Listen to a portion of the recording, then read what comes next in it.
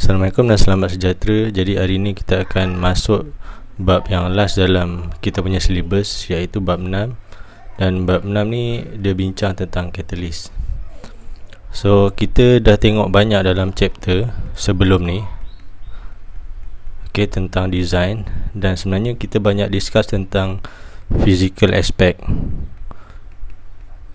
Physical aspect of a reaction. Dan physical aspect ni melibatkan temperature, pressure, dia punya concentration dia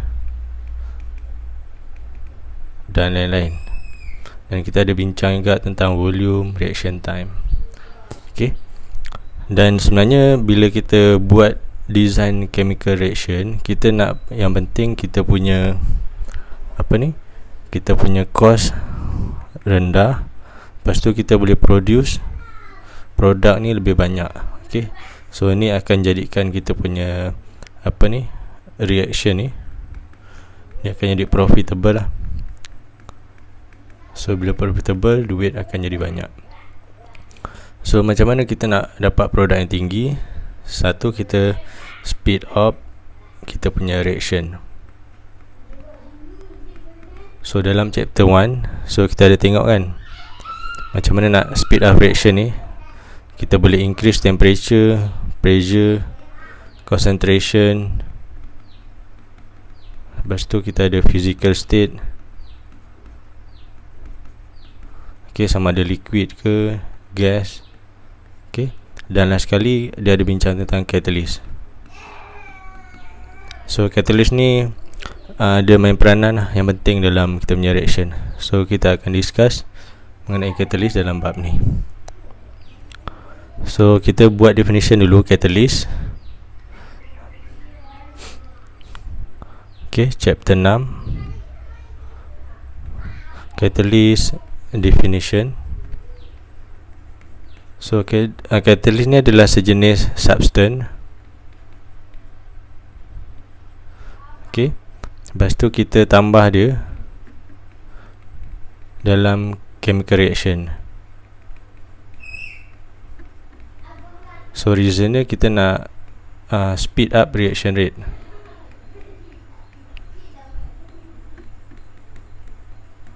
So reaction rate yang kita maksudkan ni adalah negatif RA. So negatif RA ni yang kita banyak bincang dalam bab sebelum ni. Dalam sebelum ni bila kita tahu tentang definition ni, kita tak tahu pun apa reaction rate. Sekarang kita dah tahulah sepatutnya. Lepas tu last sekali, after reaction complete, catalyst ni remain unchanged. Dia tak masuk dalam tindak balas kan. So sepatutnya kita boleh keluarkan dia lah last sekali. So ada general category untuk catalyst ni. So yang pertama ada homogeneous.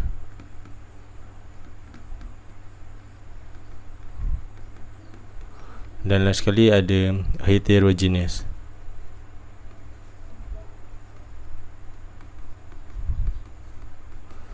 So homogeneous ni dia punya maksud dia adalah catalyst dengan chemical tu adalah dalam satu phase. Contohnya catalyst ni adalah liquid. So chemical ni adalah liquid. So kalau kita bayangkan macam ni lah, homogeneous ni. Ada chemical, ada dalam liquid. Kemudian kita tambah dengan chemical kedua atau reaktan kedua, liquid. So kita dapat satu mixture yang baru, iaitu C, liquid juga. So dalam ni kita tambah lah liquid catalyst. Kita letak X. So bila kita dah ada homogeneous maknanya seragam. So memang seragam lah phase dia. Kemudian kita ada heterogeneous. So catalyst dalam case ni dia adalah dalam phase yang berbeza.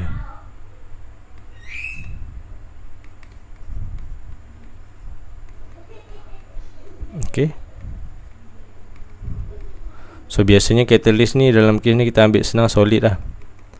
Okay, semacam arang kan, bentuk solid. Chemical ni adalah liquid. So tu contoh dia.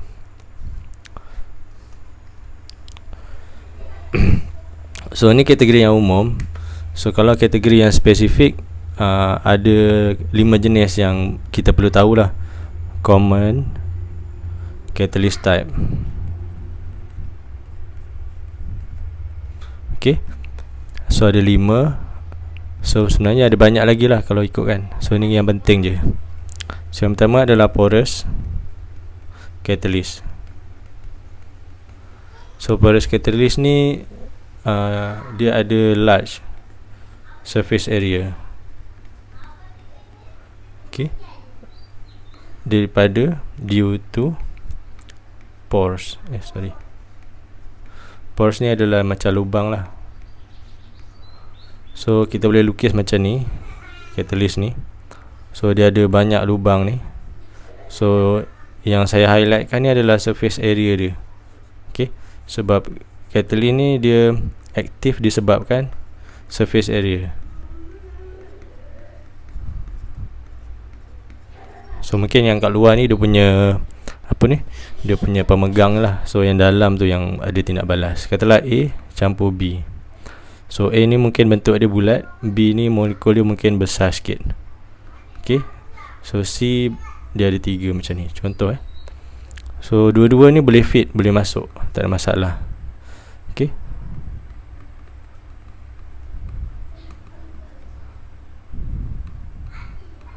so yang kedua adalah molecular sieve.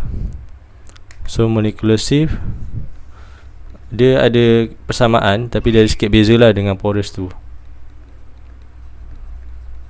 So molecular sieve ni dia kecil sikit kan, kalau you tengok gambar tu. So kecil tu maksud dia nak highlight dia punya porous ni, surface area ni, lubang ni kecil sikit. So kalau tadi kita buat contoh yang besar, yang ni adalah A kan, ni campur B.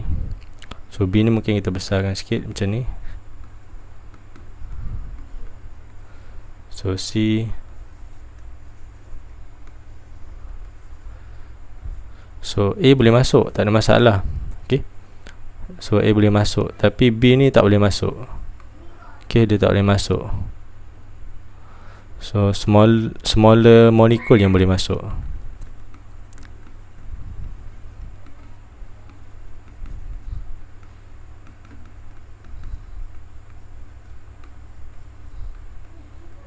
Okay, tu beza dia. So kalau porous dia besar, porous area dia, lepas tu banyak molekul boleh masuk, yang besar yang kecil. Tapi kalau molecular sieve ni spesifik molekul je boleh masuk. Kemudian yang ketiga adalah monolitik. So monolitik ni biasanya orang guna contoh macam dalam exhaust kereta, dia ada satu tabung ataupun besi.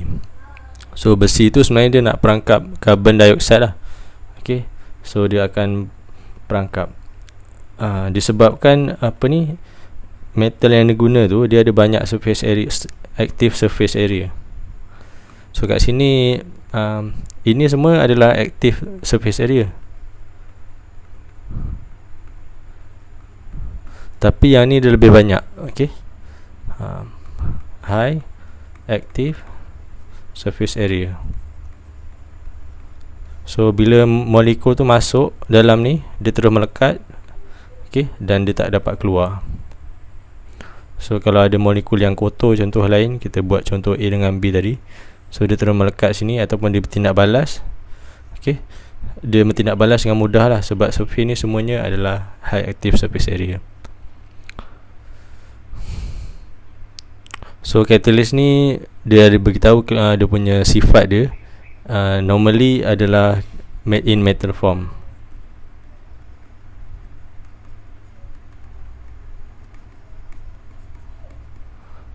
So dia high surface area, lepas tu dia active by itself. Okay, tu dia punya definition monolitik. Kemudian kita ada supported catalyst. So nama dia supported, maknanya dia adalah active catalyst dan dia guna untuk support less active catalyst. So kita susah nak explain dia, so kita kena buat dua jenis catalyst ni serentak lah untuk kita define. So unsupported ni dia beza dengan supported catalyst. Yang ni active catalyst, yang ni memang less active catalyst.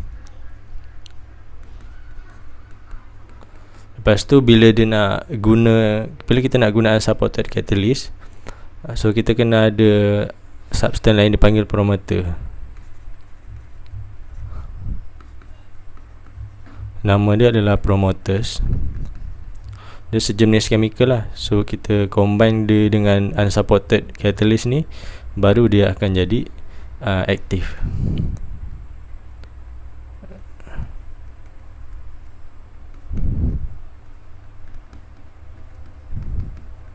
So bila kita nak lukis, katalah ini adalah supported catalyst.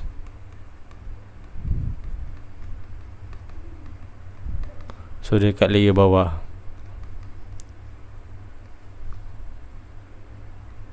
Okay, kemudian kat atas tu kita ada dua jenis unsupported dengan promoters. So promoters ni sifat dia ada highlight.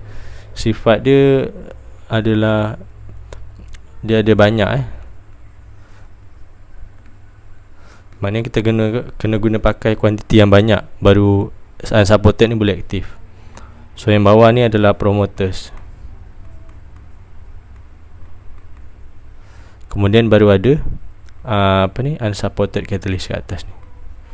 So ni layer yang kedua lah. So ni adalah unsupported. So baru kalau ada tindak balas, katalah A campur B tadi, so kalau dia nak guna, so dia akan mudah untuk bertindak balas dengan combination of catalyst ni. Supported, supported promoters dengan unsupported catalyst. So tu adalah 3 jenis.